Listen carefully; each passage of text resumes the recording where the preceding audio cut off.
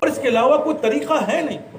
یہ وہ زمانہ نہیں ہے کہ آپ سے کہا جائے کہ بھائی آپ جو ہے 100 رکعت نماز پڑھیں اور یہ نفل پڑھیں اور یہ تسبیحات پڑھیں. اللہ معاف کرے، ختم ہو گئی. اس کی مثال ایسی ہے کہ آج کل اس زمانے میں خط تو کتابت ختم ہو گئی.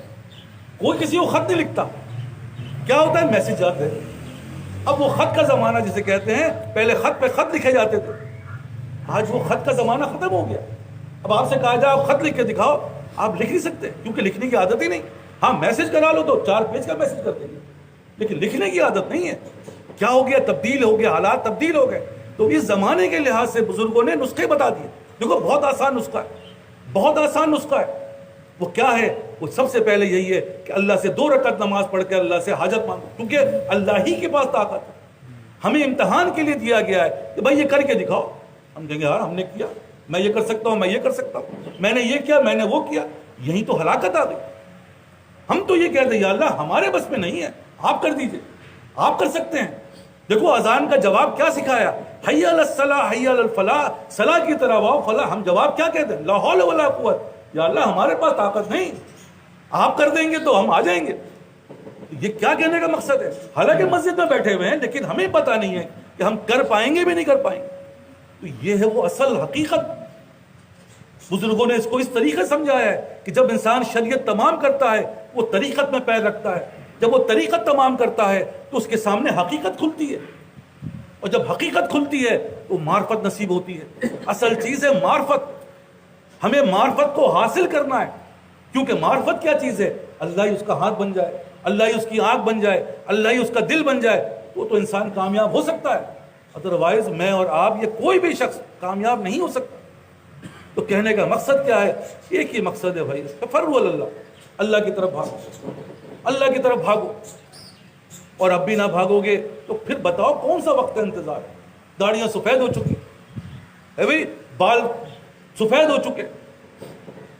جس کو شاعر کہتا ہے کہ عمر گزری میری، عمر گزری جوانی کی بے خبری میں جگر، عمر میری گزری جوانی کی بے خبری میں جگر، ہوش کا وقت جب آیا تھا مجھے ہوش نہ تھا. بھیا جب ہوش کا وقت تھا اس وقت ہوش نہیں آ رہا، اس وقت بے ہوشی طاری ہے. تو اب کب ہوش کا وقت آئے؟ دوسرا شاعر یہی کہتا ہے، قبر میں پاؤں لٹکائے ہوئے بیٹھے ہیں جگر، قبر میں پاؤں لٹکائے ہوئے بیٹھے ہیں جگر، دیر چلنے میں نہیں رہی، صبح چلے شام چلے. بھائی ہماری اور آپ کی زندگی میں تو شام ہو چکی ہے بھائی. جس کو دوسرا اشعار میں یہ کہتے ہیں کہ زلف یہ کہتی ہے مسافر ٹھہرنا کچھ کام، زلف یہ کہتی ہے مسافر ٹھہرنا کچھ کام ہے، دل یہ کہتا ہے کہ منزل دور ہے اور شام ہے. ہماری زندگیوں کی شام ہو چکی. ملک الموت سے شکایت کی کسی بزرگ نے، کسی اللہ والے نے، یا کسی نے بھی، کہ بھائی آپ بغیر بتائے چلے آتے ہیں، اچانک آ جاتے ہیں آپ. یعنی صاحب میں تو آپ کو بتاتا رہتا ہوں، جب آپ کے بال سفید ہوتے ہیں تو آپ کو اس بات کی بتا رہا ہوں کہ بھائی دیکھو موت قریب آ چکی ہے. جب تمہاری اولاد پیدا ہوتی ہے، جب تم دادا یا نانا بن جاتے ہو، اس بات کی دلیل ہوتی ہے کہ بھائی اب تمہیں اس جگہ سے جانا ہے کیونکہ دوسرے لوگوں نے تمہاری جگہ لینی ہے. تو کہنے کا مقصد کیا ہے؟ ان سب چیزوں کے بعد ایک ہی ہے کہ بھائی نو آلٹرنیٹ، کرنا ہے. اب کرنا ہے تو بھائی آہستہ آہستہ کا وقت نہیں ہے. جو کل کرنا ہے سو آج کر، جو آج کرنا ہے سو ابھی. تو پھر تو ہو سکتا ہے. اور کرنا ہی کیا ہے؟ بار بار کہہ رہا ہوں، دیکھو میں نے بہت بزرگوں نے، ہمارے اللہ والوں نے اتنا آسان، عارف باللہوں نے اتنا آسان اس کا بتا دیا، اس سے آسان اس کا نہیں ہو سکتا. سب سے پہلے اس حقیقت کو سمجھو، بھائی ہمارے اور آپ کے بس کا کام نہیں ہے، اللہ ہی کر سکتا ہے. تو فوراً اللہ سے کہو، یا اللہ میں دنیا میں آیا ہوں بندگی کے لیے، آپ مجھے بندگی کی توفیق عطا فرمائیں گے، یہ میری سب سے بڑی حاجت ہے. تو بھائی 2 رکعت نماز نفل اس حاجت سے پڑھو. حضرت فرماتے تھے کہ بھائی کیا ہے، جب مرو گے تو سمجھو کہ اللہ ہی کے پاس جاؤ گے، جواب اسی کو دینا ہے، تو سمجھو مر گئے. جب وہ پوچھے گا کہ بھائی تم نے ایسا کیا، تم نے ایسا کیا، تمہارے پاس جواب کیا ہوگا؟ ہاں ہاں کرتے جاؤ گے. آخر میں کہا کہ تم نے مجھ سے کیوں نہیں کہا؟ پھر ہمارے پاس جواب کچھ ہی نہیں ہے. بھائی میں تو قادر کیا، اللہ میں یہ مسئلے تھے، حالات ایسے تھے، معاملات ایسے تھے، یہ سب ہم شکایت کریں گے. جیسے ہم یہاں دنیا میں تعویل دیتے ہیں وہاں بھی جا کے تعویل ہی دیں گے. لیکن آخر میں کیا ہوگا؟ اللہ کہے گا کیا میں قادر مطلق نہیں تھا؟ کیا میں ہر چیز پہ قادر نہیں تھا؟ تم نے مجھ سے کیوں نہیں کہا؟ بات جواب کیا ہے پھر ہمارے پاس؟ تو بھائی یہی عرض کر رہا ہوں، یہ 2 رکعت نماز نفل اس بات کا جواب ہوگا انشاءاللہ کہ یا اللہ ہم نے تو آپ سے کل ہی کہا تھا۔ اللہ کہے ہاں بھائی کل ہی تو کہا تھا اس نے، جانا تو کیونکہ اللہ اور بندے کو پتا ہے، فرشتوں کو نہیں پتا۔ تو بھائی اتنا بڑا نسخہ کہ 2 رکعت نماز نفل اللہ سے، اللہ کیونکہ یہ حقیقت ہے، یہ کوئی ایسی بات نہیں کر رہا ہوں، یہ وہ حقیقت ہے جو ہم سمجھ جائیں یا اللہ یہ تو ہمارے بس کا ہے ہی نہیں، آپ ہی کریں گے تو ہو سکتا ہے۔ آپ اللہ سے کہیے، اللہ کہے گا ہاں بے شک تم صحیح سمجھے۔ داؤد علیہ السلام سے کہا کہ مجھے نام دونوں کا پتہ نہیں، کسی میں سے ایک میں کہ بھائی اے داؤد تو میرا شکر ادا کیا کرو۔ داؤد علیہ السلام کا یا اللہ میں آپ کو شکر کیسے ادا کروں، کیونکہ جس عمل کے اوپر میں شکر ادا کروں گا اس کی توفیق آپ دیں گے، اور جس شکر کی توفیق پھر اس کی توفیق بھی آپ ہی دیں گے، اور پھر اس کی جب بھائی یا اللہ یہ تو ایسا ہے کہ میں آپ کا شکر، تم صرف شکر کر لینا میں تمہارے شکر کو قبول کر لوں گا۔ تو اصل میں یہ بات سمجھ میں آ جائے تو پھر تو سمجھ میں آئے گی نا، میں کروں گا، میں نماز پڑھوں گا، میں عبادت کروں گا، میں فلاں، بھائی میں کچھ بھی نہیں کر سکتا،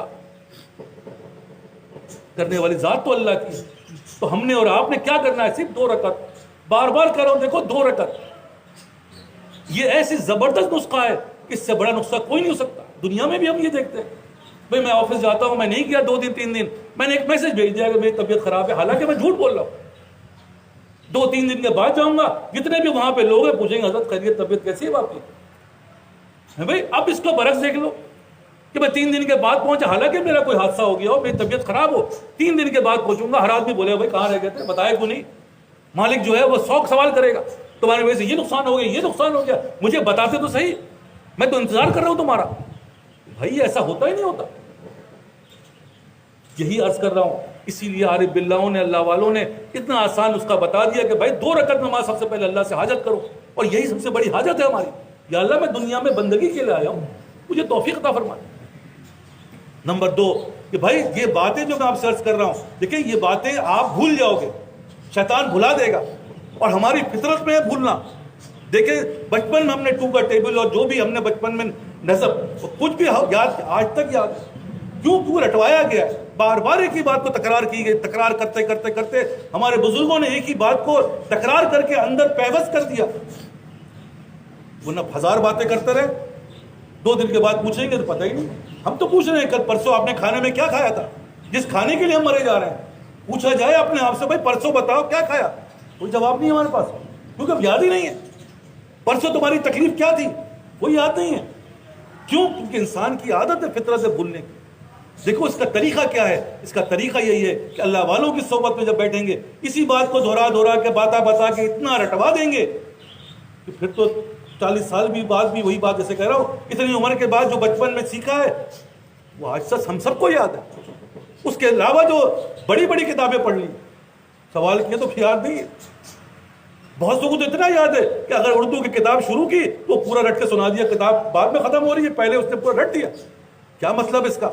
بھائی یہی کرنا پڑے گا، اس لیے صحبت کا بیٹھنا ضروری ہے، ان باتوں کو بار بار کانوں میں ڈالنا ضروری ہے۔ تیسری چیز، ان سب کے بعد یہ دیکھو کہ میرے عمل کے اندر کوئی تبدیلی آ رہی ہے، کیا میرا پیر سیدھا اٹھ رہا ہے، کیا میرا پیر جہاں الٹا اٹھنا چاہیے اٹھ رہا ہے، کیا میرے اندر یہ بات پیدا ہو رہی ہے کہ میں صحیح ہوں غلط؟ لیکن یہ باتیں ہمارے اندر پیدا نہیں ہو رہی، اور اگر نہیں ہو رہی تو میں نے عرض کیا گیا دل ہی دل میں چلتے پھرتے اللہ سے کوئی، یا اللہ مجھے تو نماز پڑھنی چاہیے لیکن مجھ سے پڑھی نہیں جا رہی، مجھے تو یہ عمل کرنا چاہیے اللہ مجھ سے ہو نہیں رہا، یا اللہ مجھے تو ایسا کرنا چاہیے لیکن مجھ سے ہو نہیں رہا۔ بھائی چلتے پھرتے یہ بات کرنی ہے، اس میں کیا مشکل ہے، اس میں کیا قباحت ہے؟ کر کے دیکھو، خدا کی قسم کھا کے کہہ رہا ہوں، بڑے بڑے بدل گئے، اللہ نے ایسا نقشہ بدل دیا کہ میں نے آپ سے عرض کیا نا، پھر تمہیں وہ نظر آئے گا جو دوسروں کو نظر نہیں آ رہا۔ تو بار بار عرض کر رہا ہوں، ایک ہی بات دہرا رہا ہوں کیونکہ ہم نے سنا ہی ایک ہی بات، اس کے علاوہ تو کچھ آتا ہی نہیں۔